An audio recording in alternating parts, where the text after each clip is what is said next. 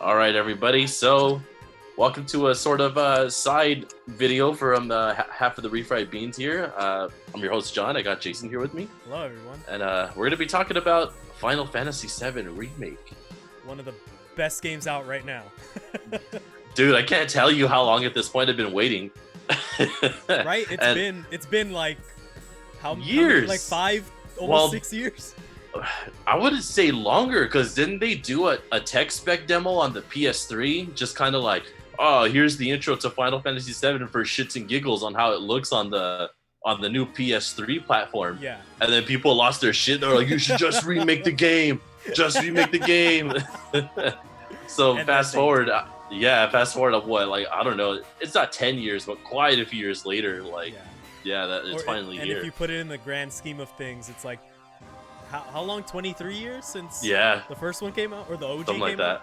Yeah, something like 20 something years. Yeah. But man, I gotta tell you, like, I started Final Fantasy with Final Fantasy VII, and I remember that story specifically. I was at a friend's house. He was playing that game, and I was like, "Dude, what game is this?" Oh, Final Fantasy VII, and he was in the Carnale Mansion, and I was like, "Oh, okay, cool. Like, this is neat." And all I really remember was the battle system. Yeah. It was like telling people to attack and stuff like that. And I was just like, that was totally new to me at the time. Like, there was nothing like it. And I was just like, whoa, that's super awesome. And then I went and told my family about it. And of course, my parents got me the game first before the console. What a tease. Right? I didn't even care. If you be good now, you'll get the other half of your right?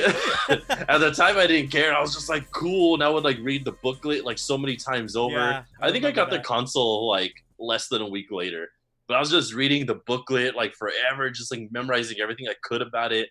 And then the rest is just history, man. I've been a Final Fantasy buff ever since. I kind of feel bad and a little bit of a bandwagoner because I didn't get into Final Fantasy until like last year.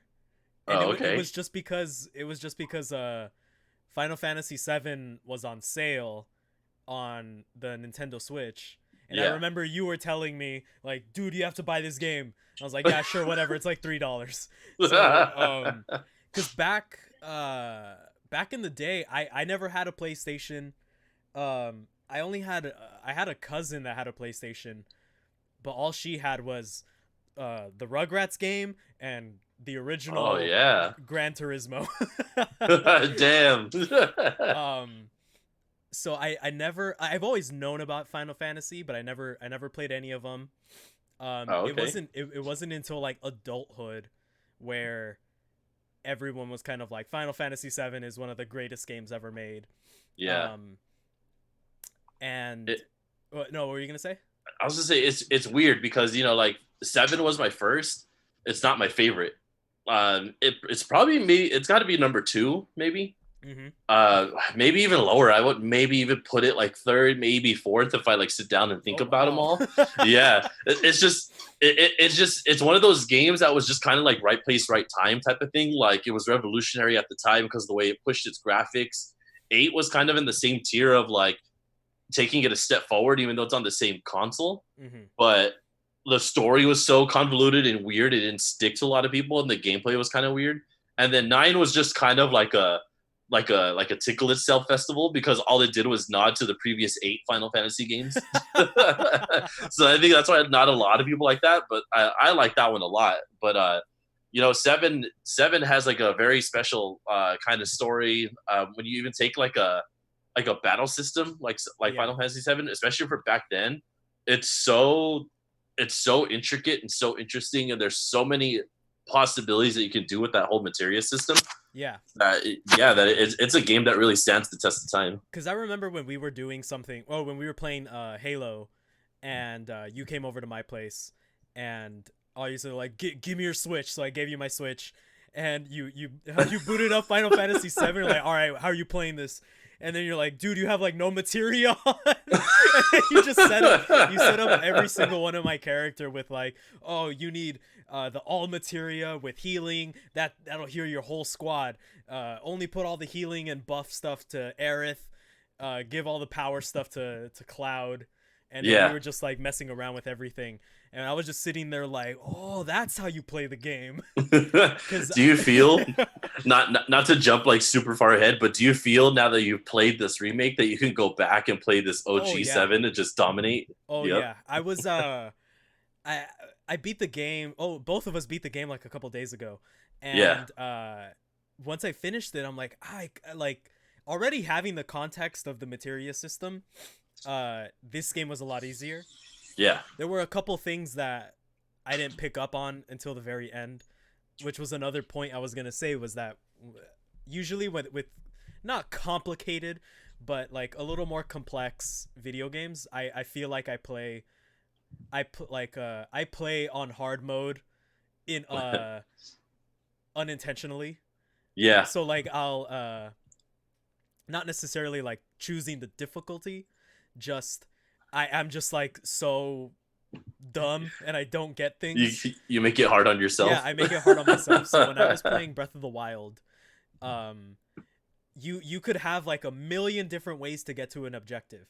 And when I would talk to my friends, they would be like, "Oh yeah, when I got to that village, I just followed the river." Or there was someone like, "Oh yeah, I took my horse and I went this way." And then when it comes to me, I'm like, "Oh, there was a mountain in the way, so I climbed the mountain." Yeah.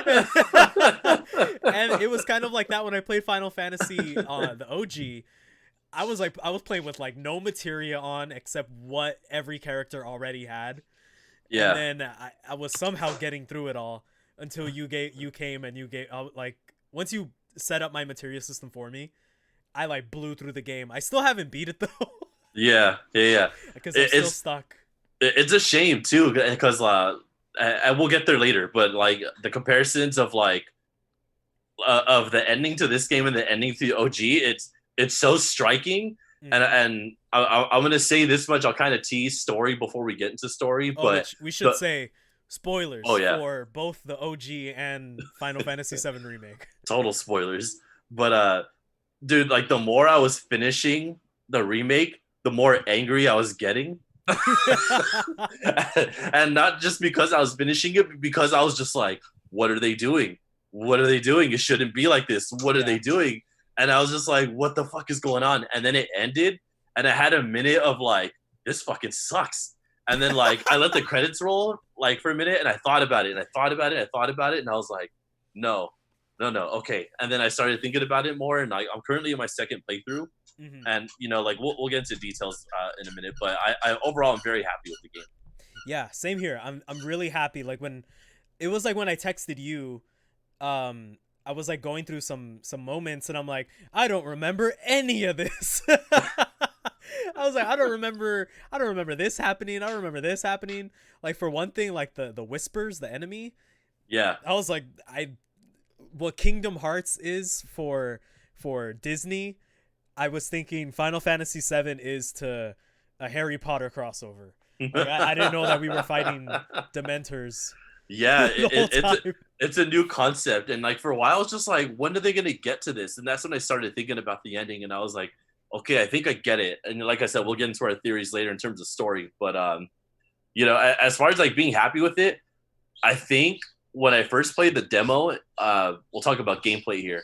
It was kind of rough, man. Like I was like, God damn, like how many Phoenix Downs am I gonna use? I'm Yeah, using all my potions, and like it was so complicated. And I think I played it a second time, and I was like, okay, I think I understand it, and I think I get it now. And then by the time I got the real game, I felt like I was a master at the whole ATB system already. I was like rolling through it. Even when I played that Scorpion boss, I hardly used any like heals. I hardly yeah, used any potions or the zero Phoenix Downs. I was like, yeah, like I got it this time. yeah. I was kind of the same way. Like when I played through it my first time, I didn't like I couldn't get it. Like I got the hack and slash stuff, like that was easy. Yeah. Um, but then it was just it was that moment where I'm like, I'm using way more potions than I ever remember needing. I've used like 3 Phoenix Downs already, and like Yeah. I don't get why. And it's like the boss was so chaotic for some reason, like Yeah. way more than it needed to be. Yeah. But that's kind of like your over the topness for a Final Fantasy game. Yeah. But I think I died. I lost to the boss, and then when I played it again, I was like, oh, okay, this makes sense. And then like juggling from Barret and Cloud was so much easier when it's like, okay, Cloud's gonna do Braver, and I'm gonna take over Barret and use his overcharge ability. Yeah. And then when Cloud finishes, I switches over to Cloud and like just juggling back and forth. Yeah, and it's that aspect that I really like about the combat system. It's so high paced and Mm-hmm. like high action, and I think like when they were showcasing it, the demos, it looked very slow, and I was like, okay, this is kind of cool. And I see what people mean about like, you can use the OG system, you can go like on easy mode and do like the classic style or whatever. Yeah. But to me, that's not what this game is about, really. Like, it's really about like the high action and the high pace, and I love it, dude. Like every time there's a fight, like some of them aren't long enough, some are too long to Yeah. jump Oh my into. god. That's one of my notes that I wrote down. But overall, I love it, dude. I thought it was a super good system in terms of like the combat. The combat alone is awesome. Like I thought it was great. Yeah, the combat system is just, I feel like it's so fleshed out and so well done. At the fact that even the smallest battles with like random like Shinra soldiers is still fast paced, where you can, again, you can juggle between characters, and then Yeah, yeah, some of them are stronger for some reason than others, and it takes a little longer.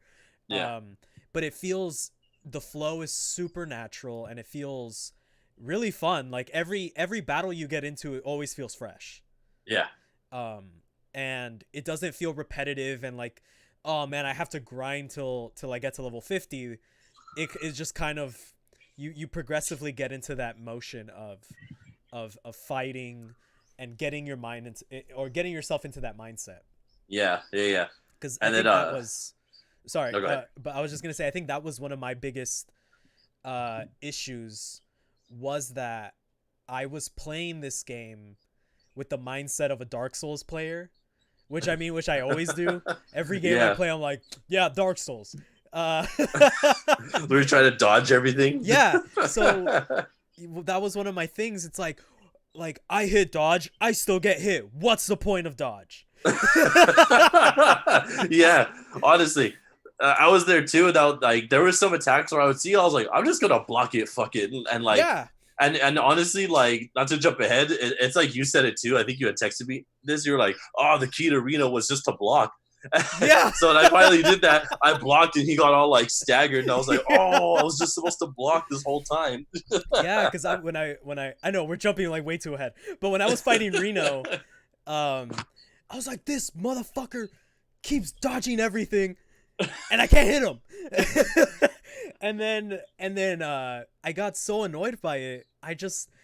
I was just trying to figure it out, so I was holding the block button the whole time, and he kept attacking me, and his stagger bar was just going up so high. I was like, Yeah. oh, I was like that video of what's that actor of that guy who's like, oh, Oh yeah. yeah, that was me. Like putting pieces together. Yeah.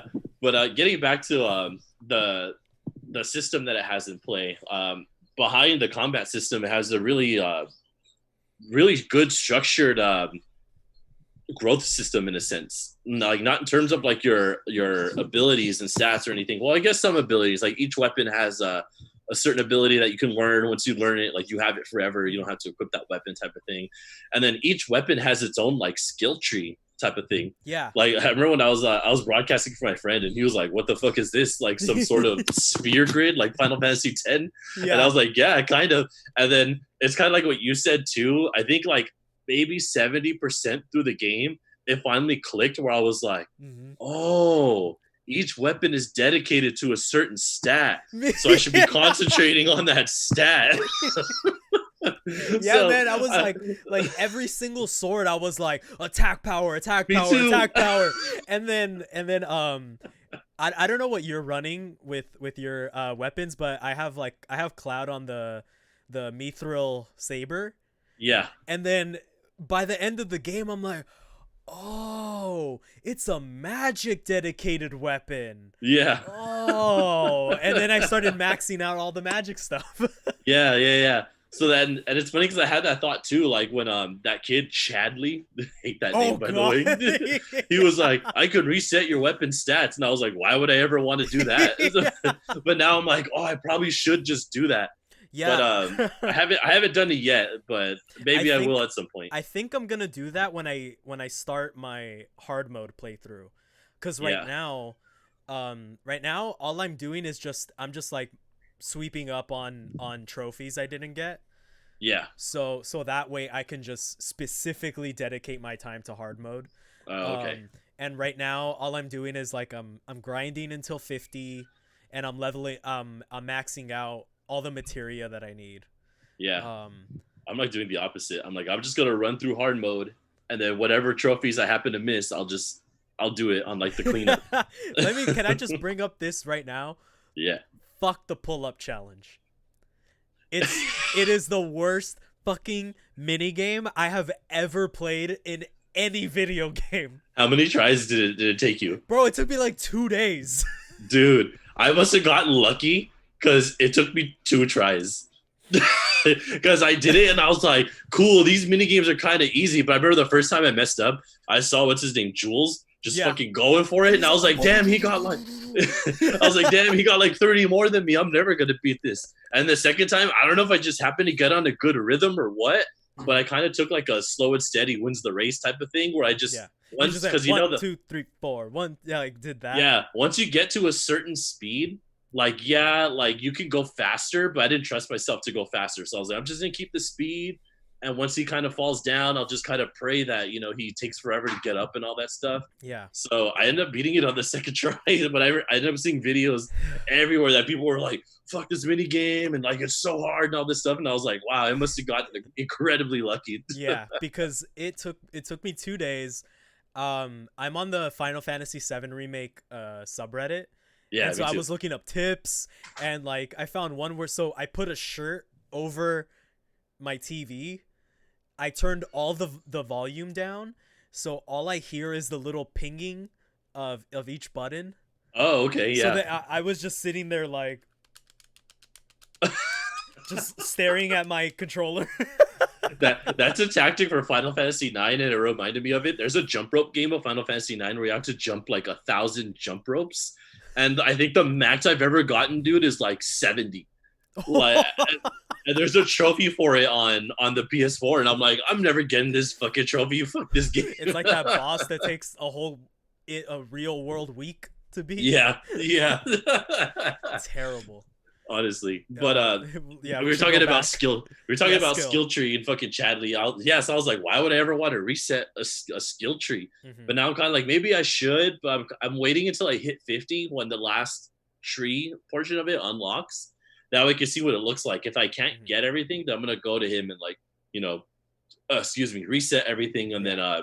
then modify it to what it's supposed to be. Yeah, that's one of the things I didn't understand was because a lot of the weapons have missing skill trees. I didn't know it was because they get unlocked after 50. Yeah, So I'll probably do that once I beat it. But I was gonna say too that I think the skill tree and the weapon abilities is like one of my favorite things because once again playing in hard mode, I didn't know about weapon abilities until the like chapter I want to say 16. damn, So the whole game I was playing with focus thrust and braver. That's that's it. it. Oh my god. And then so when I got to the very end, I was like, "Huh, what does the?" I'm like, "Oh, this encourages you to step out of your comfort zone, play with different weapons, Yeah, get the abilities, so that way when you do have your one favorite weapon, you have all the abilities and makes the game so much easier." yeah, So yeah, once I figured that out, I stayed in chapter 16 the whole time, just getting every single person's yeah. abilities. It's almost a more complicated system than seven because seven with weapons, it's almost very clear cut. Hmm. Kind of like old school RPGs. It's like this weapon's stronger, but it might have less materia slots. Yeah. But the only intricate part of seven maybe was like there's sometimes super strong weapons, but then they have no materia slots. Or on the Yeah. opposite, they have a million materia slots, but it's a weak weapon. or it only has 2 materia slots, but it has the triple AP ability. So whatever 2 materials are on there, you're getting triple AP for it. Yeah. And speaking of materia, like that's another thing I want to move on to. The system they use is pretty identical. They added Yeah. some new materia, which is pretty cool. But if you're familiar with the old stuff, linking and all that stuff, it's really the same rule of thumb, which is like something I really like that they left in there. Yeah. Like I really liked like the elemental materia that I think that one's new. That one's in the old school too. It's in the old school. Okay, I probably didn't Yeah, get it then. yeah, But I really like that, like especially with uh you can put the elemental materia into your armor, let's say attach it to the fire materia, and then yeah, that way all fire damage you take will heal you instead of just yeah, taking away your health, which I yeah, really love. I really love the well, another thing I didn't know, magnify is just the new all materia, yeah, which I yeah, didn't yeah. know until yesterday. I knew, but I didn't use it because I was just Yeah, like, I didn't use I'm it not going to either. use it. It's one of those things where like I get stuck at a certain setup, and I'm like, I like this setup, so I'm not going to branch out. And then I never use anything else, but it kind of gets me in trouble at certain points too, because like some bosses are super hard, and I'm like, maybe I should have just used it. But so it's definitely a game that takes a lot of toying around with, Yeah, which is kind of you it's like know, your classic RPG. yeah, yeah, yeah, Like it's and still, for it being like a super crazy action game, it still kind of really sticks to its roots. yeah, yeah. That's what's kind of weird about this whole hard mode thing, because it's really just down to like a chapter select. You can play it through like from start to finish if you want. Yeah. But I almost wish there was kind of like a hard mode. My dog's about to go nuts. She just came from the inside. Oh, that's fine. From the outside. That's fine. But She's got the zoomies. she's got the zoomies now. But what was I saying? That was I talking about? You were talking about Oh, fuck. you know what? That I wish there was a hard mode. Oh, hard mode and chapter select. Without like a new game plus type of element, because normal was almost kind of, it wasn't too easy. Like there was some stuff that was hard, but I feel like it's one of those things, those games, like the more you play through, the easier it gets. So it's going to be kind of like a cakewalk type of thing. You know what I mean? Yeah. So you've been playing it on normal since you know everything coming through the gate. If you play it on normal, just start a brand new record completely, it's going to be super easy, which is kind of like, it's got its pluses and minuses. And I see people arguing like, like it's still not the full game to me, which I kind of agree with in a sense. People were like, yeah, but it's a 40-hour game, like where you push it, and then like if you do the hard mode, you can easily get it up to like 100 hours or something like that. Yeah, So I've been seeing that a lot of people who post their platinum trophies, they all post like, oh, this is 100 hours, 110 hours, like. Yeah, but yeah, back to the materia system. The only gripe I have, man, is they did not have a swap all to like a different person. Oh my god, I know. So what chapter was it? 14, 15, where you're switching parties, and like there was no option to swap all. I was like, why isn't that here? I had to like constantly take everything off of somebody, write it down, transfer it to another character, and I'm like, oh my god, this is so annoying. Yeah, right now I'm on chapter 14 or 15. I think I'm on chapter 14 right now. So I currently don't have Aerith with me. Oh, okay. So I'm like grinding like all these materia, and then I realize I'm like, fuck, I should be grinding all of Aerith's materia, because I'm gonna need all the healing ones. Yeah. When I play hard mode. So I'm like, fuck. So I go into Aerith, I take off all of her materia, and I'm like, wait, what does she have again? Yeah. Yeah, that's what's the kind of like sucky part about it, that they totally like dropped the ball on that. But very minor, but it is still kind of annoying, especially when you get to that later chapter. But I think that what the game wants from you at some point too is to like have multiples of everything. So like I've kind of like thought ahead of the curve, where I have like 3 healing materials that are almost all maxed out. So like at some point, like it's gonna be like everyone's gonna get a revive, everyone's gonna get a healing, and everyone's gonna get certain things, like depending on what boss I'm heading into. And that's what I like about this hard mode too. It's like going into this like the first boss, the guard scorpion, I was just like, all right, thunder everything. you know, so I was like putting a lot of lightning everything, and then like after that, I knew all for some reason all the Shinra guys are like They're all weak to fire. fire. Yeah. Yeah, so I'm like, all right, fire everything, you know? Hmm. Yeah, because I what's it called? I've been doing the same thing now where I've just been buying four of every single materia, and I've been trying Yeah, to max out as much as I can. So like I've finished like all of lightning and fire. I've done like two healings. I need to finish revival, I think, yeah, and like all the HP boosts, the AP boosts. yeah, Um, those that's like a lot of the stuff that I'm doing right now. yeah. I'm not done with everything. Like, I think I have 19 supposedly out of the 20 challenges Me that too. Chadley has. Yeah, I think the last one's like Bahamut. For like from what I've been reading, it's fucking scary. Yeah, I heard So I heard Bahamut's like crazy fucking hard. yeah, yeah, yeah. Did you fight the secret boss? I It's don't like know. prototype something. It's like joy and pain prototype or something. I don't think so. Was it in the arena or was it in I, the I game? don't I don't know where it is, but everyone talks about this secret boss and No, it's harder than Bahamut and really. almost harder than Sephiroth. Oh my god, dude, Sephiroth had me dying at some point. I, I was like, Jesus Christ, this I guy's almost broke my hard. controller. There's a point where, like, you know, where you get to a certain point, like, especially in RPG, where like the more you heal, the slower like your life is deteriorating. So I Yeah. was just kind of like, fuck it, Blitzkrieg, I gotta just fight this guy Yeah. because he's gonna kill me. When I was playing it, I was just like, a spoiler alert. I'm like, for someone who isn't fucking real, you're really fucking hard in this given moment. Right? You'll find out later in part two. But but same thing. Like uh, the first time, my very first time playing fighting Sephiroth, I got to phase 3 pretty fast, and I'm like, man, Sephiroth is fucking easy. And Yeah. like, nope. The second Aerith shows up, boom, kills everybody. Yeah, honestly.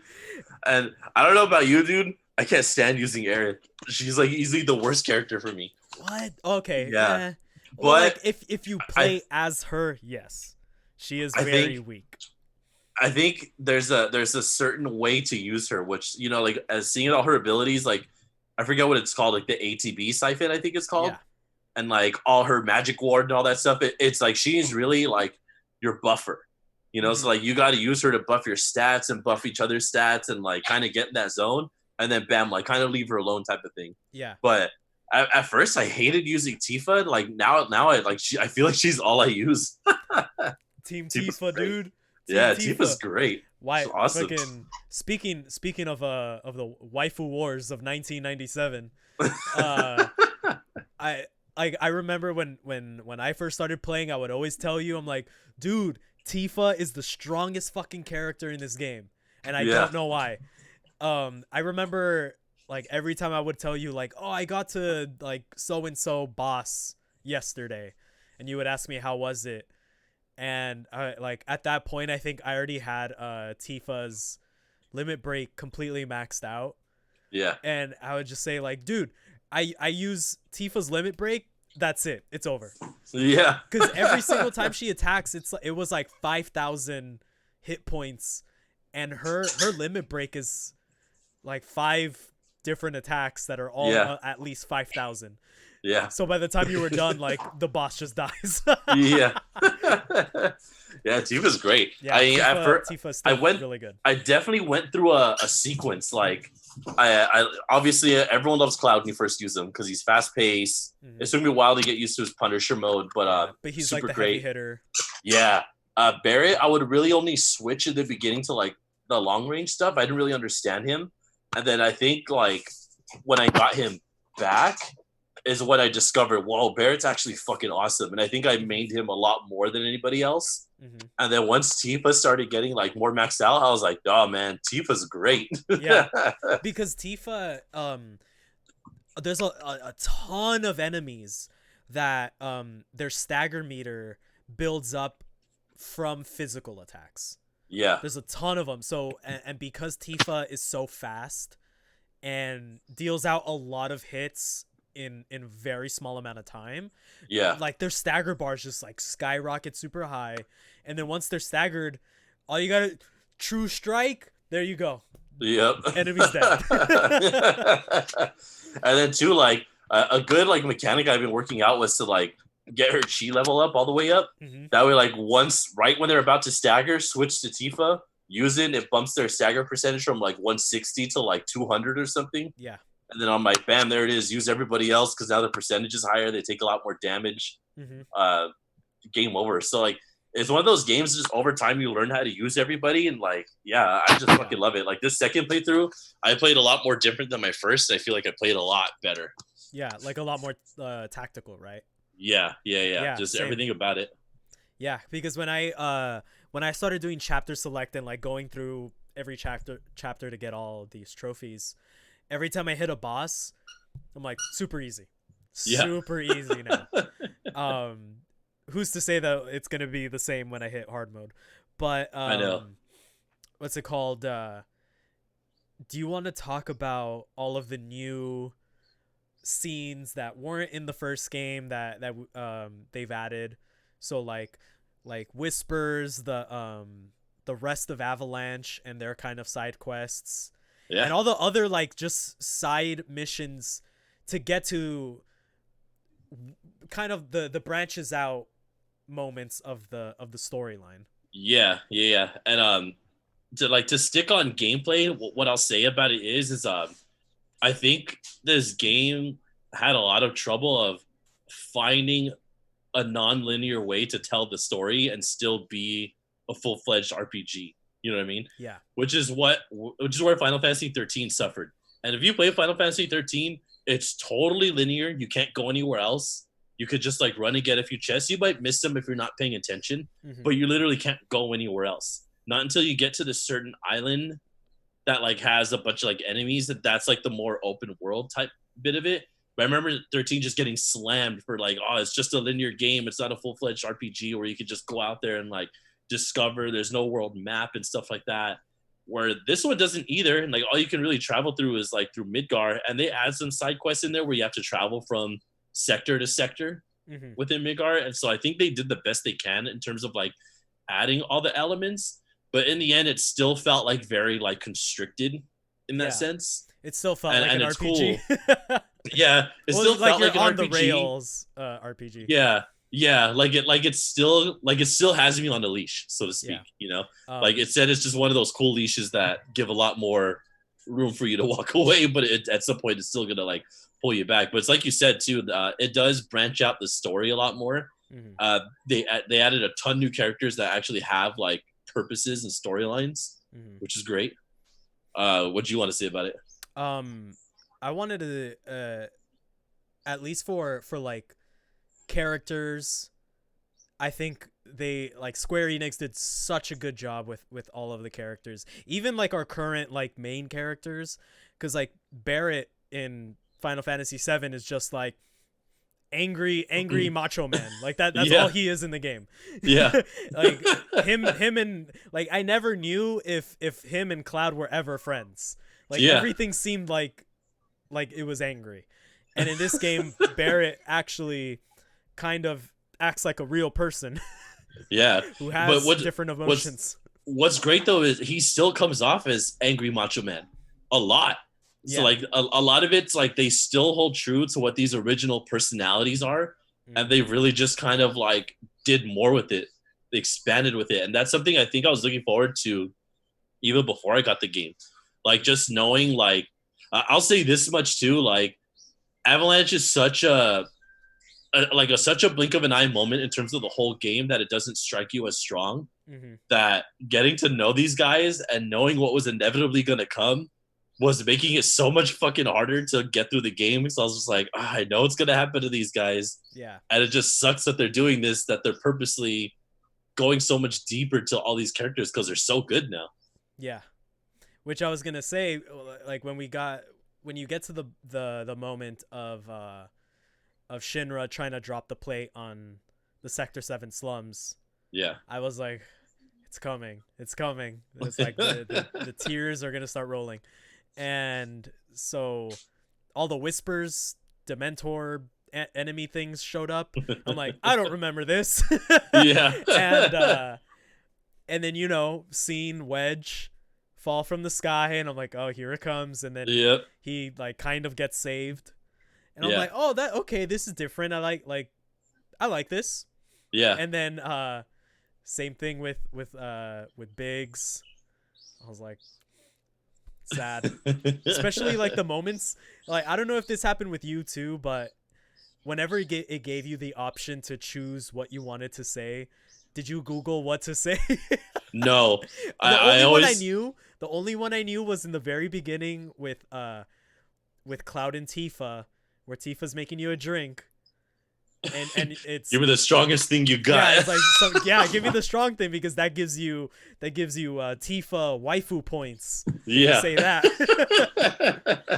So I knew a lot of the choices. Well, not that I knew because I probably don't know, but I feel like a lot of the choices I made this time around weren't going to matter because a lot of the choices you make in the OG boils down to what happens at the gold saucer. Like whether you get on the date with like Tifa or Aerith or even Barrett if you tried hard enough.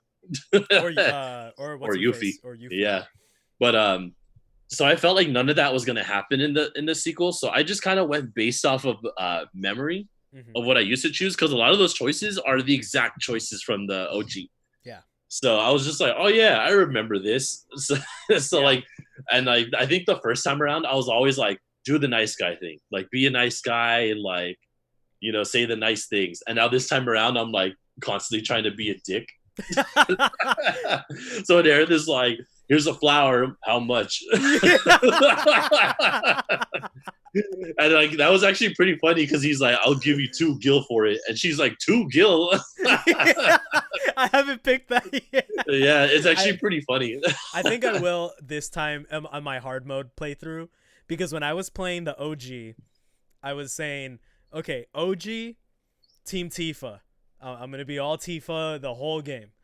And then so I was like, I'm going to do Tifa for the OG. And then when Remake comes out, I'm going to be all Aerith because I know Aerith is like the canon girlfriend or whatever. Yeah. Yeah. And then so I picked all of the Aerith options and I kind of left Tifa in the dust, which sucks. That's my main girl. I know. Well, new challenger appears this time around. I know, right? Fuck. Jesse shows up throwing fists. That was not expected, dude. Like I expected to like Avalanche, but Jesse, dude, was by far my favorite character. I think so too. I think so too. She was just so funny, and just like the amount of thirst coming from this girl. Honestly, oh yeah, I'm in Midgar right now. Yeah, or I have this one too. All right, yeah. Waifu Aerith. But yeah, man, Jesse was great. It also made me sad when Biggs was like, it's a theater. It's a theater act. I was like, know. Don't say that, Biggs, jerk. I was like, just let me have this. Did you, when she goes back in her room, did you try to go back inside? Yeah. Yeah. He's like, not a good idea. I laughed at that. I just kept thinking like, Cloud is the epitome of like that picture I sent you that one time where it's a girl saying, "Hey, how big is that dick?" And and the guy just says, "It's small, leave me alone." That's totally Cloud. Like, that is Cloud. Like, fuck, man, we're out here being simps. This game has made me want to play the original again. Like I've already platinumed. Yeah, I've already platinumed the games. Like there's no reason for me to play it again. But yeah, but why not? Just doing all the comparisons, and I love the original. I can play it like till the day I die. It'll never get boring to me, you know. Yeah. So I might just like pick it up again. I'll buy it a 5th time on the Switch or something. Oh god. You know what? I won't judge you.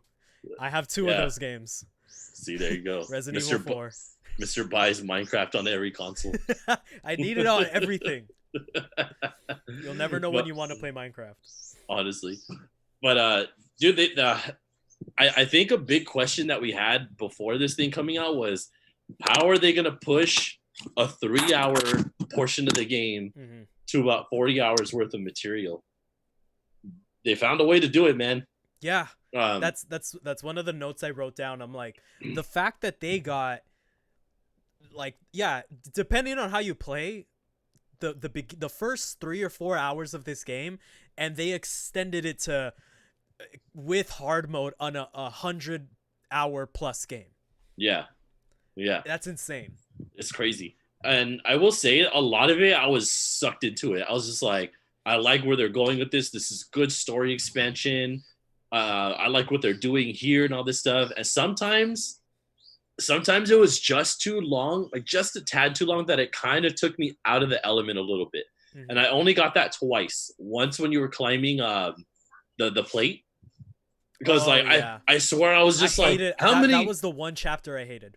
I was just like, how many levels is this goddamn thing? That'll run into Big. Big. So I'll be like, okay, cool. Climb up 10 more levels. Then I run into Jesse. I'm like, okay, cool. Should be here soon. Climb 20 more levels. Then it's the scene. I'm like, Jesus, that was maybe a little bit too long, Mm-hmm. you know? And I think the only other time I got that was in the Shinra lab area where you get red the first time. Oh yeah, that one. Like, That yeah, that was and a whole just chapter. yeah, it was just too long too. I was like, that could have done like a little less too. Like, Mm-hmm. and it wasn't story either. It was just kind of like gameplay mechanics of the thing. So I Yeah. was just like, it was just a little bit too long. But I think those are the only times I felt that way. Mm-hmm. Everything else was good. Yeah. For what I thought you meant was climbing the plate. It was I think it was chapter 15. It's right after you go over the wall Oh yeah. and you're actually climbing up all Oh the way. okay. That was the part that I the one chapter I didn't really like. Yeah. It just That seemed one. That's just a weird chapter in terms of story because not a lot's happening. yeah. And they changed that a lot from the original, but I think the original's so wonky Mm-hmm. with how you get there Yeah. that they kind of found a way to make it look better. And I got to throw this in there too, but man, a lot of the times I was just pausing and turning my camera, just taking in the scenery. Yeah. And I think the first time like where it hit me, dude, like hard was seeing Aerith's house. It's such Yeah. a beautiful It shot, looks dude. so nice. Yeah, it's fantastic. And I think the only other time, like, well, every time there's like a huge shot, like when you're like how we just talked about when you're climbing to get to Shinra HQ, and you see the slums on the bottom, and like it's like a painted picture and all that stuff. It just looks fantastic, dude. I love all of that. Yeah, I think the one payoff of that chapter where you're climbing all the way up to Shinra is I think it's at the very end of the chapter. It's like right when you beat that big like spider boss thing. Oh yeah, yeah, Barrett or like Tifa calls you over, and when you turn around, it's just the entire Sector 7 yeah, ruins with the yeah, sun setting, and I was like, fuck man, this game is beautiful. yeah. Another moment was it's right in I think chapter 2. It's right when you get into the Sector 7 slums, and you wake up the next morning, and when you open the door and initially walk out, Oh and like the sun's out.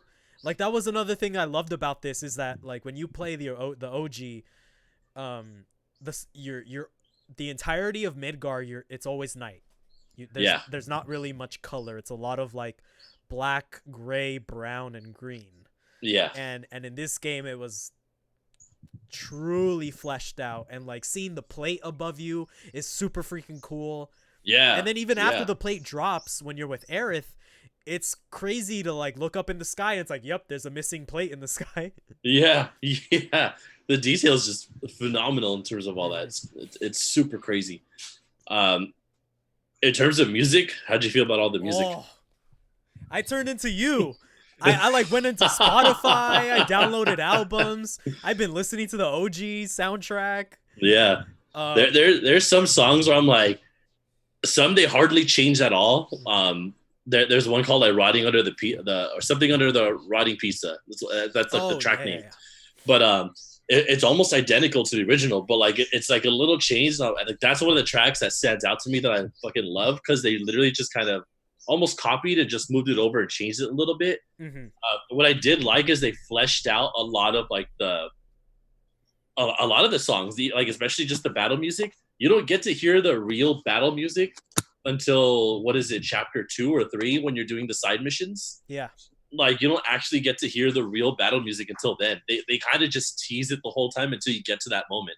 And Yeah. I remember when it finally hits and it plays and it does the whole thing, I was like, oh yeah, here it is. And it was great just to hear it. And Yeah. it's like the same with the boss battle. The boss battle doesn't hit until the airbuster fight, which is the first time it hits in the original too. And like, dude, that whole fight was just cinematic, beautiful. The music just matched perfectly. Like they did everything fantastic on that. Yeah. I love the music in this game. Like Aerith's theme is so so well done. And even the original Final Fantasy VII theme, uh like I downloaded a what are they called, the theme, the dynamic theme for the PlayStation. Oh yeah, yeah, They have a free one, and it has like the whole team looking out into the sunset, right. and it has this orchestral version of it, and it sounds so freaking good. Like I Ooh. can't get over it. I'm gonna have to download that one. The one I It's have is the one you get from the Butterfingers. Oh, you have the Tifa one? Yeah, I have the I Tifa want one. it. It's beautiful, dude. It's gorgeous. I want it. I've been trying to find what is it, a Butterfinger? Yeah, you have to buy like two Butterfingers or two Crunches, I think. Mm-hmm. And then you go to that website, you just take a picture of your receipt and the date that shows the Butterfingers and the date. Mm-hmm. And then I think within the day they send you the DLC code. Ooh, I'm Yeah, gonna have to so do it's that. pretty neat. It's Yeah, gonna it's be part awesome. of my coronavirus supplies. Right. But yeah, the music's awesome, dude. And I just like instead of and I touched this too, how they kind of tease the battle music. Like you say, like, Aerith's theme is great, but then they have like 8 different versions of Aerith's theme. Yeah. you know, like there's a sped up version, there's a more slowed down, like nice one, more orchestral or whatever. Like they really put the time to like really like make just different versions instead of just being like, here you go, here's the one song, we're just gonna put it in wherever. Which Mm-hmm. they could have done. I would have been totally happy. Yeah. you know? Um, I would I brought up to you. I'm like, hey, so when is the victory fanfare gonna play? And you're like, oh, it comes out randomly. You'll see. Yeah. And then like Barrett doing it every single time is pretty hilarious. Right? Like the I think that's one of the things about this game too, is like the voice acting is just really good, Yeah. Yeah. and it's just so Yeah. weird. That and the Victory Fanfare makes a few like appearances, like in all the Coliseums. Mm-hmm. And I don't know, I didn't catch this until maybe halfway through like my Coliseum playthroughs. Is every time you win a Coliseum, each character is doing their original victory poses from the Yeah, original. like Cloud does his little spinny thing. Yeah, Uh, Barrett does like this weird like that the thing. punch up thing. Yeah, What's her face? Tifa like brushes herself off. yeah. I was like, this is awesome. Like that's cool that they really like nodded to that. Like it's very Mm-hmm. simple. Final Fantasy 15 did the whole victory fanfare thing too. It's actually pretty funny where Prompto sings it. Mm-hmm. And like I always love when that happens. I'm just like, oh, they gotta like give more love to the fanfare. And Yeah. that's one thing I like that they let like I did it again, dude. I bought the game, launched it, the prelude started playing, and I could tell immediately it was a different prelude than the demo one. And I just let it play for like 5 minutes until I started the game. Yeah. I was just like, oh, this music is so good, dude. They did so good with just encapsulating what Final Fantasy is. And can we talk about how good the one winged angel theme Dude. is when you're fighting him? That the moment where I think it's after you beat phase 1, and like Sephiroth kicks you or something and you're on the floor. Sephiroth has his sword like right up, and the violins are just like screeching. I was like, oh Yeah. shit, and then Tifa comes in and saves her ass. Yeah. God, it's so good. Yeah, I think I texted you this too. Like, I was kind of disappointed in the Genova fight at first because it has 3 phases, Yeah. and I was just like, "Oh, it's the Genova theme," and I was like, I don't really like what they did with it." And the second phase hits, and it changes the music again. And I was just like, it's still kind of odd, but like it's still the Genova theme." And Yeah. then you get into the third phase, and it full fledged goes into like what the old school one was, and I'm like, "Oh yeah, this is it." And, Yeah. like I felt myself get chills and I like stood up and I was like, I got like a resurgence to like just like fight that boss, dude. Like, Mhm. dude, they The did so good with just teasing all the music. the Genova fight was one of the better boss battles in the game. Yeah, It was so good. Like everything about it was super cool. Yeah. Um, and fuck, man, like, it's so good. I can't get over it. I know.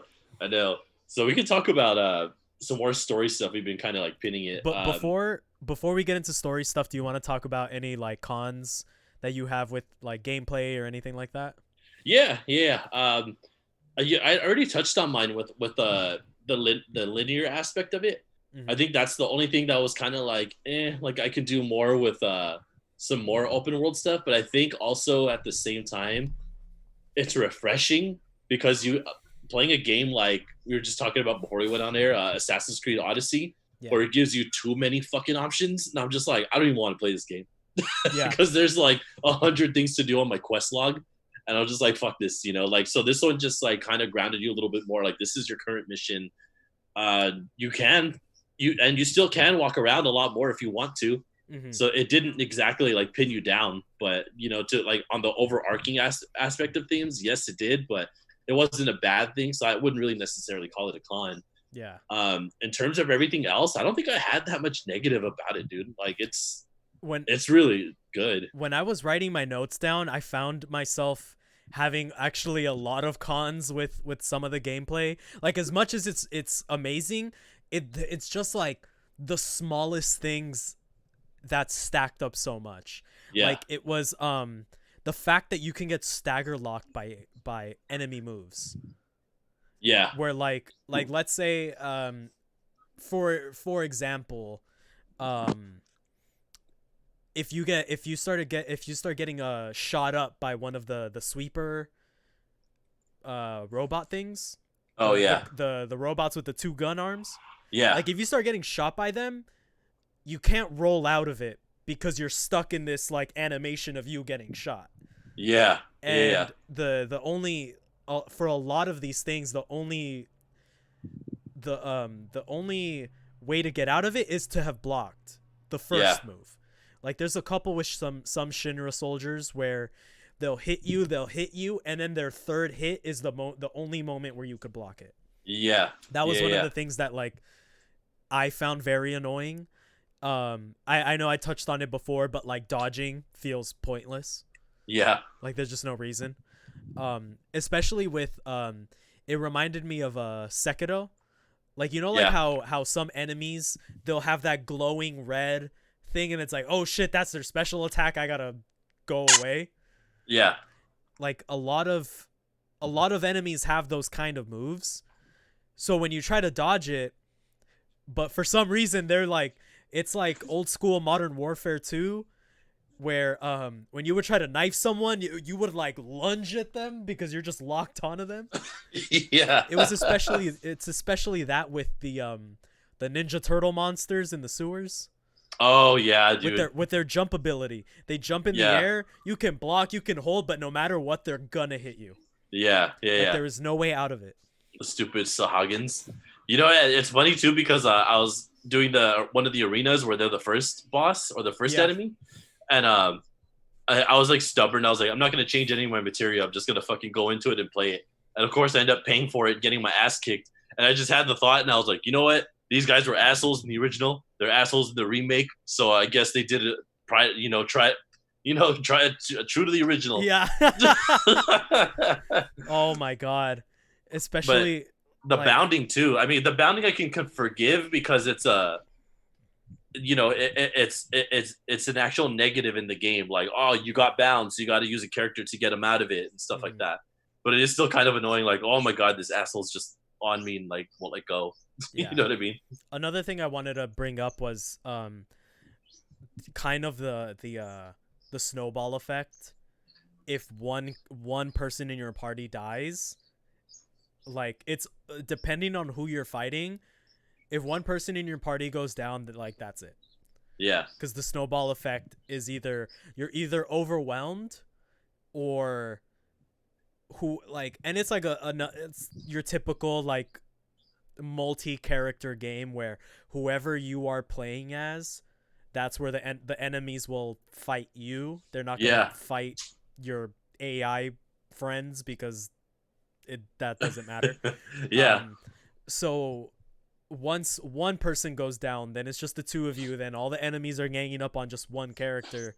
Then that character goes down, and then you're left with fucking Barrett with like no ATB to you. And that's another thing too.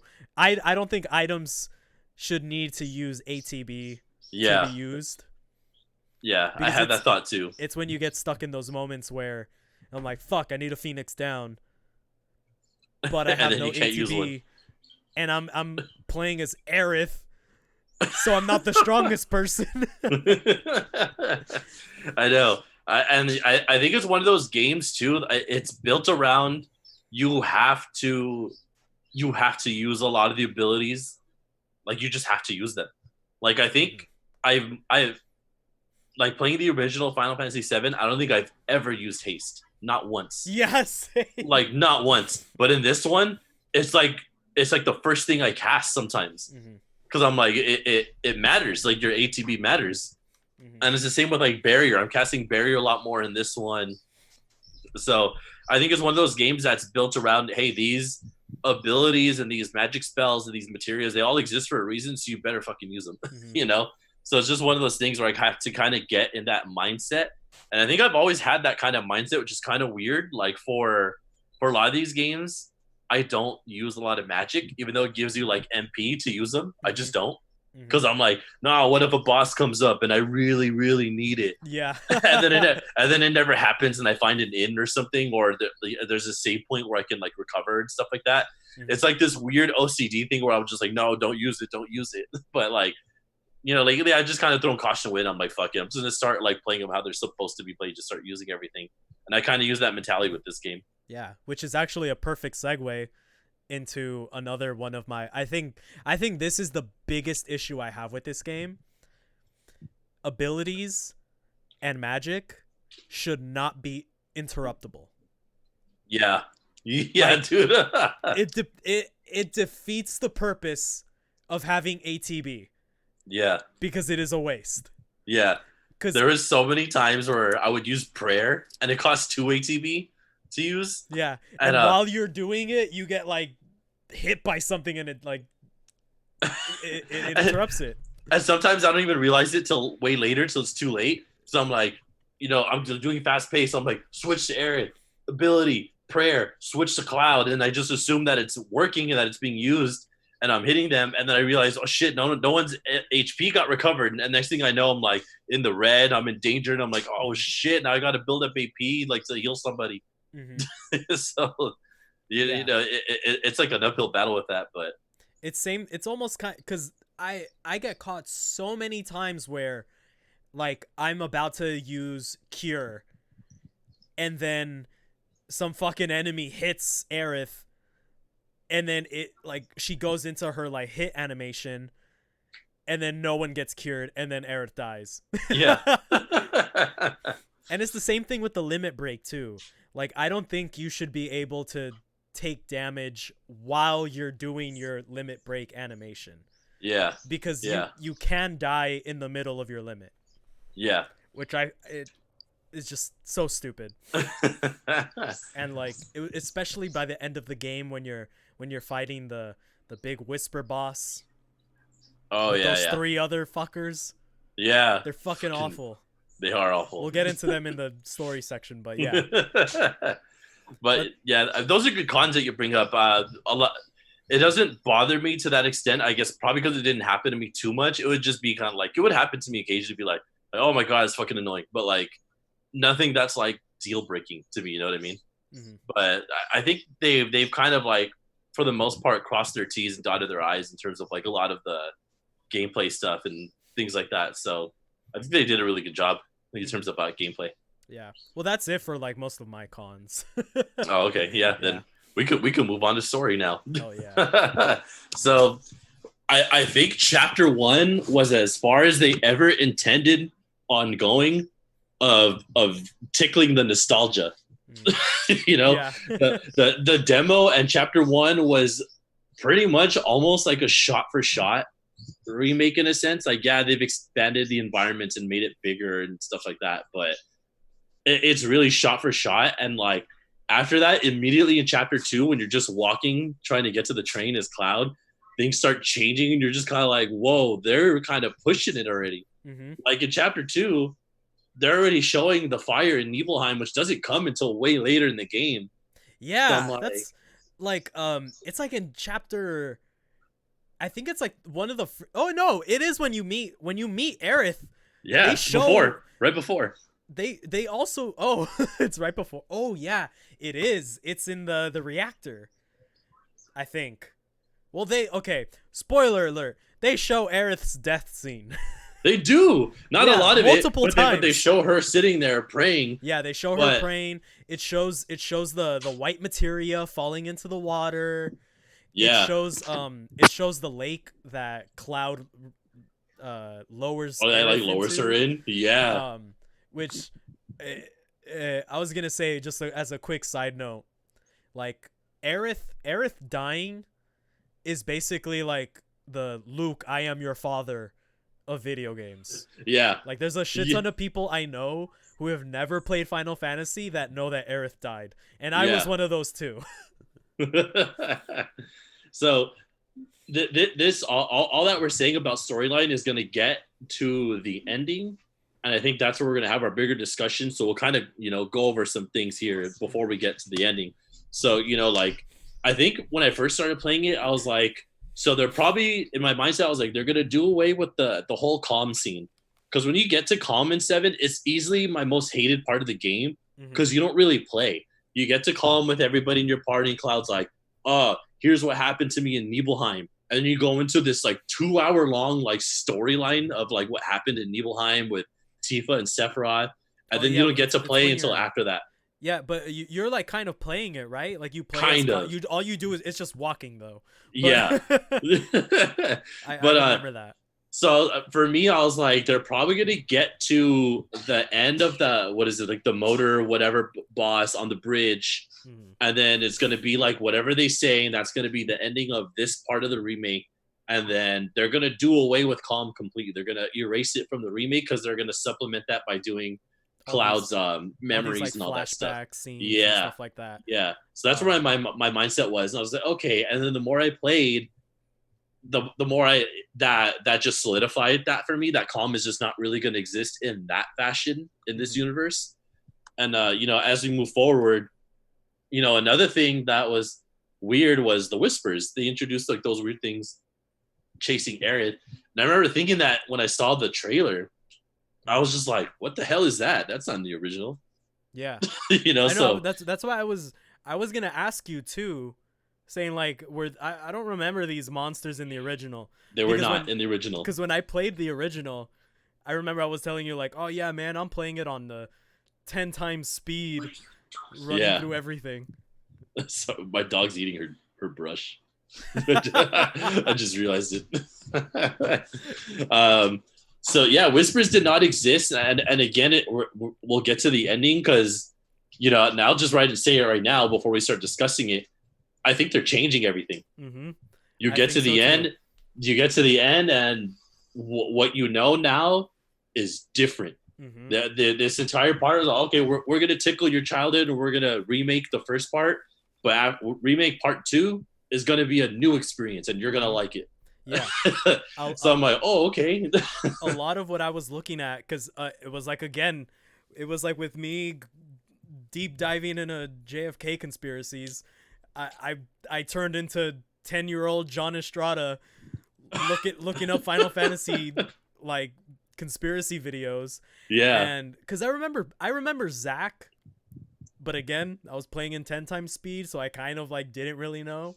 yeah, And then I'm like, Zach, oh yeah, I remember him. He's just black-haired Cloud. no. Yeah, And then I watched everything about it, and I was like, oh yeah, I remember now. And I'm like, and then when I watched the ending, I'm like, fuck, Zach's alive. yeah.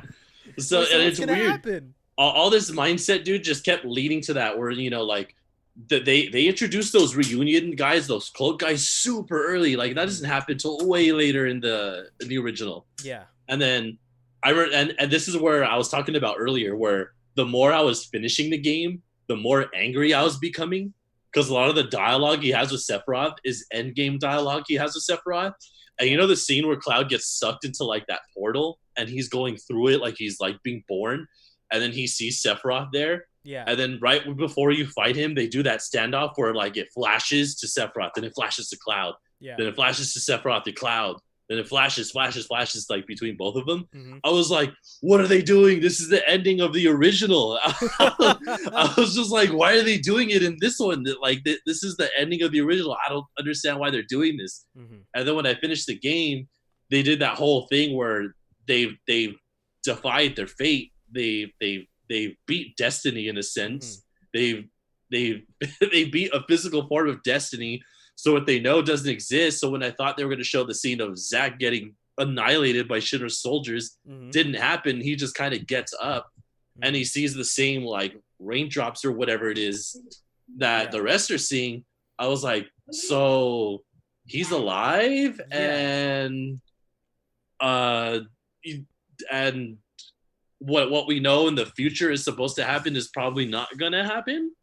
Yeah. Question mark. And then I was watching a comparisons between the original and this one, and a lot of people are speculating that Aerith knows. It's almost as if Aerith knows the storyline of the OG in this game. I've read that same theory, but with Sephiroth. That Sephiroth knows the OG ending. So he in turn kind of lures the cast to go defeat Destiny mm-hmm. so he can rewrite history that hasn't happened yet. Because mm-hmm. he knows ultimately he gets defeated. Yeah. So he's like, I'm going to trick these guys into like beating me. So he feeds all these like these premonitions to them. Like, this is what's going to happen and meteors here and it's going to end your world and you got to stop it. So he kind of tricks them into doing it. Mm-hmm. So, all we're saying is total speculation. But I will say at first I was like, I don't like it. And I think the more I sat on it, the more I was like, I like it because now they've opened up 7 to a different possibility and mm-hmm. they have a lot to work with here. Yeah. And I really like it because I think it makes this game so much more engaging than it just being a remake of a beloved classic. Yeah. And even like someone on the subreddit pointed out too, it's like, hey guys, if you notice at the very end of the game it says, and the unknown journey will continue. Yeah. Saying that everything we knew is not a thing anymore. Yeah. It's like this alternate dimension sort of thing where like everything is still kind of the same, but it's just going to be small bits and pieces of everything that's not going to be. Yeah. And especially with the fact that like Wedge survived. Biggs, kind of, yeah. He's like, his is a little ambiguous. See, that's when I texted you like it's like they could not that this is what I meant about they could not have done Wedge this fucking dirty, where they make him survive and then they off-screen death killed him. I don't know. Yeah, he just gets like taken away. Yeah, that's what I was referring to. Yeah, and it makes me think too. I'm like, so are Biggs and Jesse dead? Like they could be, but with this whole opening, like they could have survived. Did you watch the post credit? There's a post credit scene. Possibly, maybe no. Hold on. Tell you? Because I watched the whole credits. I feel like I did watch the whole credits. I didn't turn it off after the credits. With Biggs? No. Oh. Do you want me to tell you? Yeah, just tell me because now I'm about to watch it.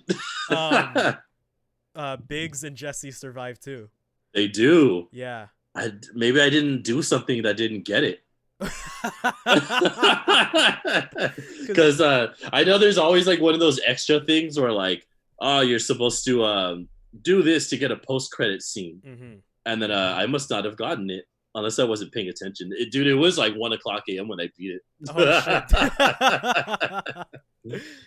But so, yeah, it's like Biggs is at that school in Sector 5.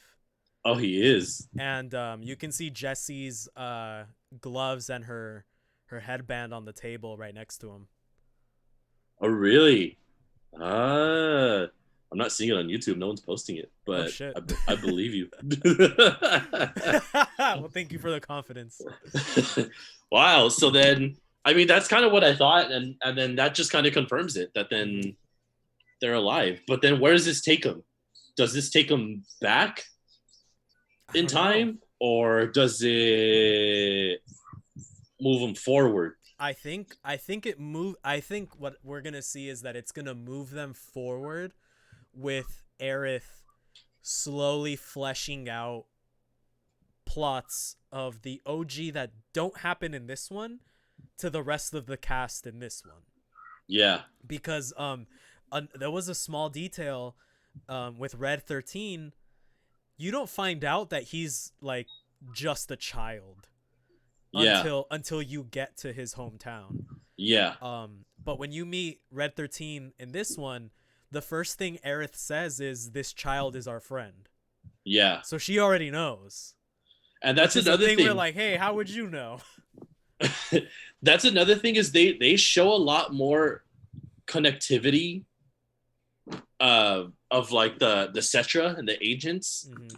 to the planet to others. Like they did that scene where she goes and gets Marlene, and she kind of just like puts her hand up to Marlene and like kind of calms her down, and Marlene like kind of like it's like she shows Marlene something and she feels Yeah, better. yeah, You know, so and there's like that connection that's there, and then it's the same where she does that to Red, and there seems to be more of a connection between her and Sephiroth. Then she's a lot more like not brooding. I don't know the word I'm looking for with Aerith. She's a lot more like a prophet in this one.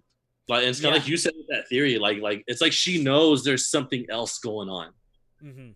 You know? It's like, yeah. Again, it feels, and all the evidence that people have been pointing out like points to that sort of theory that she knows everything. And Yeah, were you nice to Aerith this your first playthrough the whole time? yeah. Did you get the cutscene? Did you get the cutscene with Aerith at outside of her house? Is your dog like going crazy? No, she's trying to bite the power surge. The dog's gonna go up in flames. I know, stupid. Come here. We'll show you on video so the world can laugh at you, dumb dog. Look at her. Oh, there she goes. Look at her. Aw, so cute. No, Um, I got Tifa outside the house, and I didn't read until after that. There's a scene with. Wait, because are we I talking got about different parts? no, we're talking about the same part. You got Tifa, I got Aerith. Really? Yeah, See, so I read that too, but I thought it was a different scene in a different place. But it's when they're staying over, right? When with yes, with Wedge and Marlene there. yeah, Oh, see, I thought because I read that like, oh yeah, you can get Aerith, but I'm like, how's that possible? Aerith isn't even with you. yeah. So like, I just So kind of brushed it off. I need to get the Tifa one in this playthrough because there's a trophy attached to it. But Damn but it. no, it just says that you need to get both scenarios. Oh, okay. But in the Aerith one, she appears to you as like a she's like Luke Skywalker. She's like She's like a. a Mako vision hologram thing. She's like a force, Yeah, like she's like a force force. Aerith. Yeah, she's like a force Aerith. Yeah. Stop it. What's it called? But she appears to you, and she's just kind of like, she's just kind of talking about how like, oh, I'm at the Shinra building, and like this is where I grew up, and this and that. Yeah. And then Oh. Cloud is just going like, I'm gonna rescue you, blah blah blah. And then Aerith tells you, she says, don't fall in love with me.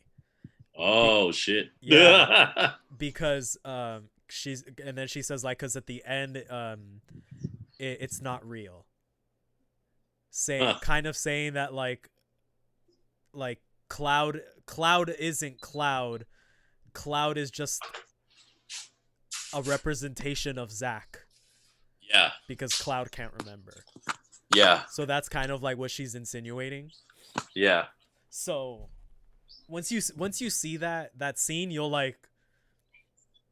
Yeah. see, and then it's like more of like, oh, I think she knows the whole game. I know, I feel it. Just kind of unfair, which is also at the same point where like in the very beginning when you first see her, and everyone alludes to this or everyone talked about it even since like when they first released the the done version of the intro, Mm-hmm. is that you hear Sephiroth's theme play a little bit, Mm-hmm. and she looks like towards the alley, and then she'll like look out like back into the street, and then she walks that way, Yeah. which doesn't happen in the original. That's the only thing that's different. In the original, she's there praying. She gets up and she walks to the street. Yeah. I In this remember one, that. she does like that double take. Like she hears this theme and she looks, and then she And then walks she out takes to the off. street. Yeah. Yeah, so there's a lot more. And again, like dude, Square is a master at doing good storylines and just really um, making it out there, like kind of making it confusing, but making it something so much bigger. Yeah. They're awesome at doing all that, and like this is just another version of them doing that. Yeah. Because I was gonna say too, in a lot of people were pointing out that in the Japanese translation of when Aerith meets Cloud for the first time and gives him the flower, in the Yeah. Japanese translation, it says this flower is a symbol of reunion, Uh-huh. instead of like in the American version it's like, oh, this is when like when lovers meet or something. Yeah. Yeah. And so everyone's insinuating like, oh, it's reunion between Zack and Aerith Yeah. again. Yeah.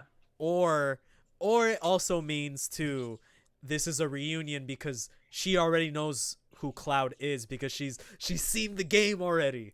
Yeah. And she Which knows. which is kind of like funny and weird at the same time because they did so much post Final Fantasy VII and pre Final Fantasy VII. So Advent Children takes place, and there's like this, a whole different arc about like the whole Sephiroth thing Mm-hmm. about it, but it's still kind of in canon with the game. And then there's pre Final Fantasy VII, which introduces a shitload more things and characters that you kind of never see again on just normal Final Fantasy VII. Like Genesis, right? Yeah, like Genesis and Angeal and stuff like that. So it's kind of weird. And Aerith is not like that in any of the games or in any of those post or pre things. Like, and it's cool just to see how simple like her and Zack's relationship was if you play Crisis Core. Mm-hmm. It's not a great game, but like storyline just to get the feel of like him and Cloud and Aerith is just really cool. Mm-hmm. And I feel what I'm getting at here is what I feel is this remake is kind of saying, fuck Advent Children, fuck Crisis Core, fuck everything that exists except for even Final Fantasy VII. Maybe even that to an extent, because that's at some point we're just gonna do our own thing. Yeah. Which I'm kind of like, okay, which I think is smart on them. I think they're kind of like, okay, we're gonna tickle your nostalgia for this game a little bit. We're gonna get it out of the way. We're gonna have your expectations met at a certain level. Okay, now that we got your expectations met, we're gonna branch out and do this whole brand new thing with these characters that you love. And just too bad you're gonna like it. They probably reached out to Ryan Johnson and were like, we need the master of expectation subversion. Right. Just to line up for them, like, we don't need you to execute, we just need you to kind of throw your ideas out there. Yeah. Your name is not going to be attached to this game at all. We just need some pointers. But honestly, it makes me excited for part 2. I think at first, like, not that I wasn't excited, I just wasn't excited to fucking wait again. Mm-hmm. And I'm still in that same boat. I'm not excited to wait again. And then a leak came out where all of Square's projects got pushed. So now we're not expecting the remake till spring 2023, I think. Yeah, I was I was looking into that too, and it was just saying that, like, realistically speaking, this game would have like at least a 2 to 3 year gap. Yeah. But they were saying like it's not going to be that long because character models are already done, battle and materia systems already done.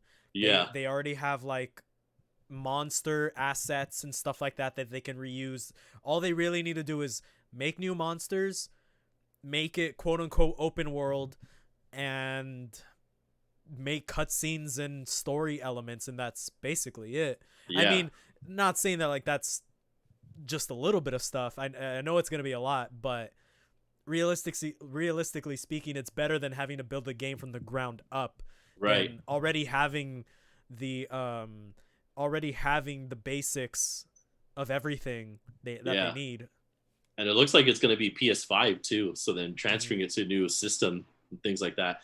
And then can I say real quick too is I didn't touch on this, but a lot of the boss fights were always the really funny like looking Weird monsters that bosses. were iconic. Yeah, The hell, but they were the like, Hell House. dude, I meant to get there at some point. I forgot this on the con. That was easily my biggest con of the game. The fucking Hell House dude took me like 45 minutes to beat that motherfucker. I don't think I ever understood what I was supposed to do. Mm-hmm. So I was just slowly grinding away at his HP with Aerith and just healing a shitload of times. But it's like, yeah, go ahead. I was just gonna say, when I finally figured it out, was like my third or fourth time playing it, and I was like, oh, the windows tell you what magic he's weak to. Yeah, I read that after. I was like, oh my god, okay. But it's weird to see or to think about how what part 2 is gonna be like, because like you said, yeah, it's just like transfer some models, we're gonna make new characters or new storylines and new monsters and things like that. But really, they're gonna change the game a lot. Like they're gonna nod to a lot of stuff at some point. Like I'm sure. I don't like. I think a lot of the Shinra aspect of it is still gonna be there, because they touch on that a little bit with trying to build the bigger materia. I forget what they call them in the original, but I think they're just called huge materia or something like that. Oh yeah. But they show that in a bit, so I think the like elements of that will stay in these new remakes that come out of the original. Mm-hmm. But I think everything pertaining to Sephiroth is gonna change. Because he didn't even feel like a big player in this one to me. He just seemed like a looming figure that just kind of finally showed up at the end. I feel like he had too much Sephiroth. Yeah. I was like, damn, this motherfucker's in every single goddamn scene. And I read that Square put him in so much because everyone knows who Sephiroth is. Yeah. So the point of not having him in the game was like pointless. Yeah. And I wonder what the game would feel like as someone who didn't play someone who never played the original. Because I don't know, for me who's played the game for so long, I know the lore like the back of my fucking hand. So like just as a curiosity aspect, how it's executed as a brand new person. Mm-hmm. So I'm waiting for it to become non-exclusive next year. My buddy will probably play it on Xbox when it comes out and get his opinion on it, because he's never touched a Final Fantasy game. I think he's played like 10 for a little bit or 9 a little bit, but nothing like religiously. Yeah. Like at all. Like I think he's maybe played a Final Fantasy game for like 5 hours tops. Nothing. Yeah. Nothing crazy. But yeah, like you going back to like that whole storyline thing, dude, like they've opened up a fucking Pandora's box of what the fuck are they gonna do here? But on the bright side, our new best girl, Jessie, is alive. Yes. And the possibilities of going on a date with her have extended. Right? Oh man, fucking Jessie winning all of gamers' hearts. Right? In 2020. Dude, and there was a nod really quick. We talked about it off air of Kate Sith. Oh yeah. Where he just kind of shows up on screen. So cool. Yeah, I was like, cool. I was in the middle of crying and I was like, oh shit, Kate Sith. I thought that was so cool because it finally, like when I played the OG, and again, spoiler alert for a fucking 23-year-old game, at the end when Kate Sith is like, or not the end, but like close to the end where Kate Sith is like, oh yeah, I'm a Shinra employee. I was tasked to follow you guys this whole time. Yeah. It's Reeve. Yeah, it's Reeve, and it's like, yeah. But he's kind of like Chadley, where it's like, yeah, I work for Shinra, but I want them to burn. Yeah. So, I thought that was really cool that like when you see the plate drop, Kate Sith was there trying to stop it. Yeah, So just like sitting there like in sadness. yeah, I thought that was a really cool detail. Yeah. Um, what do you have any best of like one of your favorite moments of the game? I can Um, start mine. The stair sequence. the That stair was the sequence is funny. funniest I thing. I did it Like I only was so happy. because you recommended it, and it was pretty funny. And then just out of curiosity, I just YouTubed what happens in the elevator, and I was pleasantly surprised to see that it's almost like the original both ways. I was disappointed in taking the stairs that there was no item to pick up because you take the stairs To in get the the original, materia. yeah, to get the materia or whatever item is there. I forget what's there, Yeah. but nothing here in this one. I was like, wow, did us dirty, stupid game. But I thought the attention to detail in that stair sequence was so funny with the fact that when you start off by running a couple, you're like super fast and then Cloud Cloud slowly starts slowing down yeah, and like Tifa's like a whole fucking like 10 stories ahead of you. You can right, barely hear her when she talks. yeah. And then And Bear's just slumping over. yeah, and then and then Tifa starts slowing down too. It's so funny. And then when you get to the top, like you You guys guys are have like to take a taking, moment. yeah. I was like, kudos to them. That's fucking funny. God, that Um, was so good. I think the one of my favorite bits in the entire game was just the entire side Jesse sequence. Mm-hmm. It's not a side mission because it's part of the storyline, but the whole thing that you're doing for her, Yeah. because it adds so much like validity and story to her character, and like by far she's one of the most interesting pieces of the remake. Yeah, honestly. And yeah, and Not just it because was she's just good. hot. Right. But just everything about like that sequence was just awesome, and like where they like skydive together, it really shows the- more like With the Top Gun music playing too, like Yeah. I was like, what is happening? And then Wedge is like don't worry about it, bro, and the Cloud's like, I'm not your bro. Yeah, he's like, yeah, well anyways, bro. I told you stop calling me that. Like it was just so charming. Like there's always bits of Final Fantasy that's charming, but I think a lot of the games sometimes will miss that mark. Like 15 has a lot of cute moments, but it's not charming. Like it's not a lot of stuff I could sit and smile about. Mm-hmm. Like Final Fantasy 15 is a great game, but it takes itself fucking seriously. Mm-hmm. Like it takes itself really seriously. But there's a moment in 15 at the end where like it builds such strong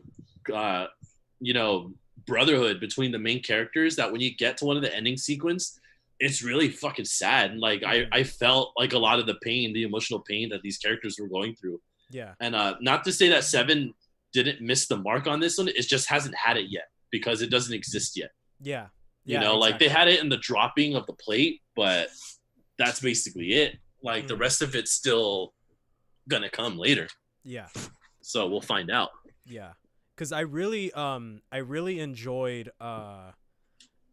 that aspect of the game too. And it was like fuck, what was I gonna say? Emotion with fuck, I forgot. But yeah, like again, it's just it's not that 7 missed the mark on having an emotional scene. I It got had it quite now. a few. Okay, go for it. No, I was Wait just for gonna it. say just how well the like emotionally too, how all the characters get fleshed out by the end of the game. Like Cloud is always this like, I'm so fucking edgy and cool and I'm like dark and broody Yeah. in the original. And in this one he starts off that way, and then by the closer to the end of the game, like him and Barrett are a little more chummy. He's a lot more compassionate towards the rest of the Avalanche crew. Yeah. And Tifa and Aerith. And like you can see the look on his face when he first sees Sephiroth and how scared he is. Yeah. And like moments like that.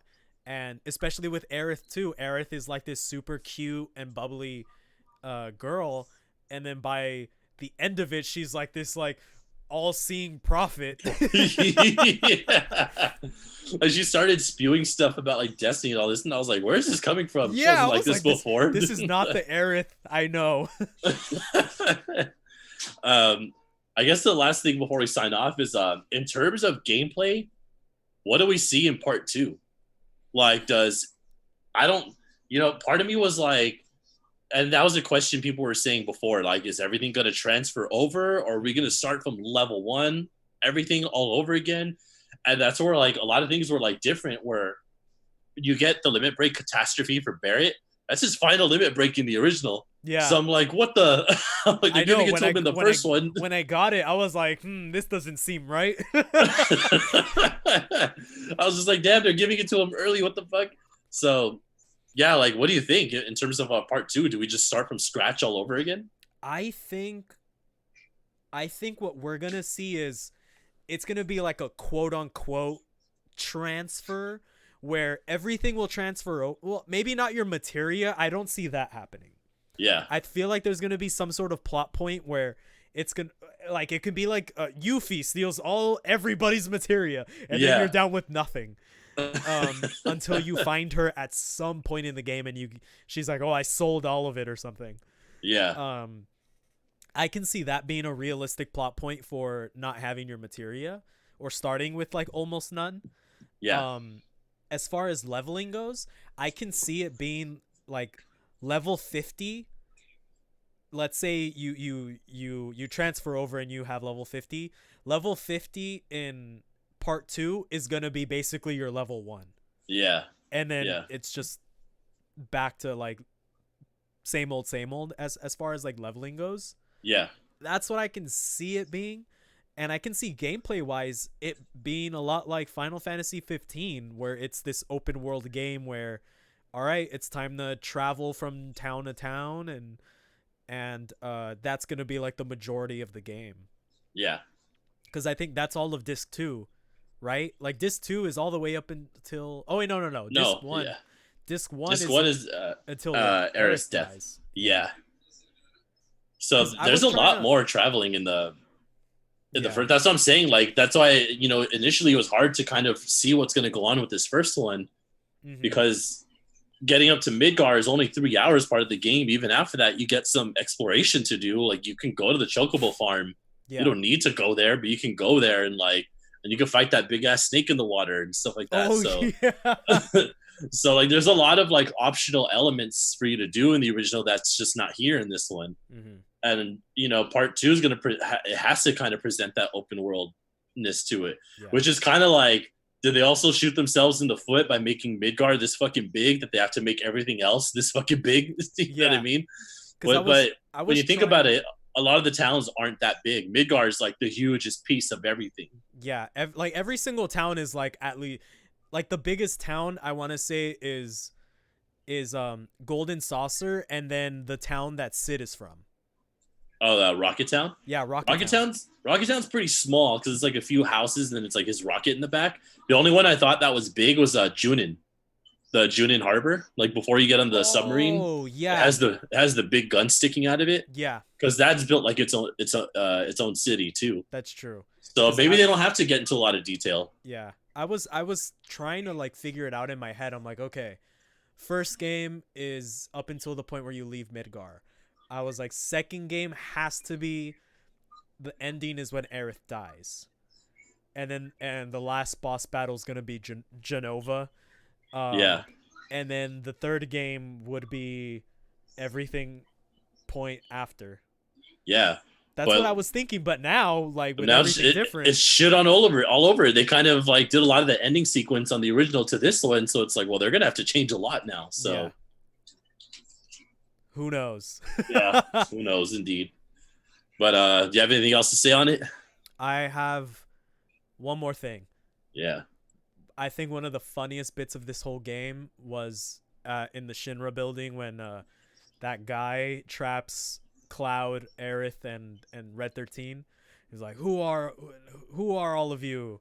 Barrett is like, Avalanche, local florist. Oh yeah, lab rat dog. That was like the fun. Like I laughed out loud at that point. It's cheesy, but I think it's something they kind of do in the original before you fight Sephiroth's first form. I think. Mm-hmm. I think it actually happens. No, you know what? It happens in the original. Oh, does it? I don't remember. Yeah, in the same spot. I think it's when you confront somebody in the Shinra building, and Is they it kind of do the President same Shinra? thing. Maybe Or I think Rufus? so. I think it. No, I think it is the President Shinra because he asks the same thing. Who are you guys? And they all say some cheesy shit like that.